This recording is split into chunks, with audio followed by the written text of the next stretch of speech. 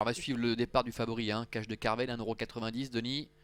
C'est la Kazakh jaune et vert qui est ici en 4-5e position au niveau des concurrents qui s'élancent aux 25 mètres.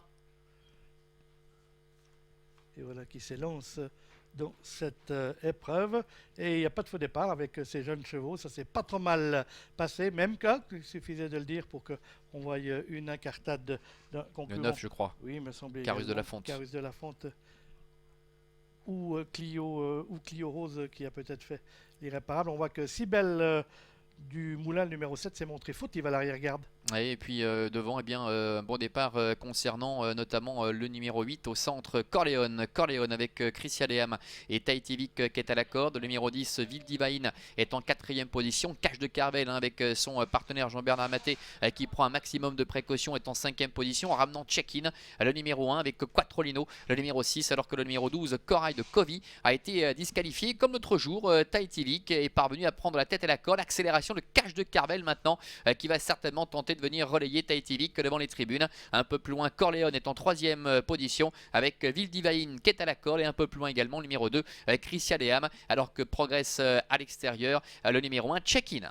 On passe devant les tribunes à un tour de l'arrivée. Le grandissime favori, Cache de Carvel et Jean-Bernard Maté ont pris maintenant les choses en main. Devant le numéro 3, Tahiti. On est 3e avec le fils de Ridi Cache, le numéro 8, Corleone. On se rapproche côté extérieur avec l'As Check-in. Les deux pensionnaires de Ludovic Teuro sont 2e et 3e maintenant. 4e place pour le 2, Christian Dem, mais suivi par Quattrolino, le numéro 6, avec Ville Divine, le numéro 10. Allez, le début de la ligne d'en face, Cache de Carvel qui s'en va à 1000 mètres de l'arrivée. Un peloton qui est extrêmement égrené. Tahiti qui est en 2e position et pour le moment seul capable de suivre le rythme imposé par Cache de Carvel, et encore en retrait. Un peu plus loin, nous retrouvons Corleone également qui est en 3e position avec Check-in, ainsi également beaucoup plus loin encore que le numéro 2, Christian Leham. Les autres sont beaucoup plus loin en face. Cache de Carvel qui fait littéralement exploser le peloton.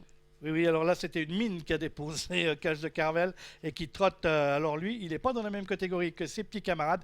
Et il va attaquer le tournoi final avec une nette avance sur le reste du peloton, avec emmené par Tahiti, alors qu'on a pris une sanction à l'encontre du numéro 11, Clio Rose. Il n'y a plus qu'à assurer que Cache de Carvel à 500 mètres de l'arrivée, même si Tahiti tente de rester au contact avec beaucoup plus loin également la présence de Corleone. On voit la faute de Quattrolino, Quattrolino qui perd énormément de terrain, et puis Christian Leham, le numéro 2, qui est en 4e position. Pas de course pour Cache de Carvel. Il avait déjà tout montré lors de ses deux dernières tentatives sans pouvoir concrétiser.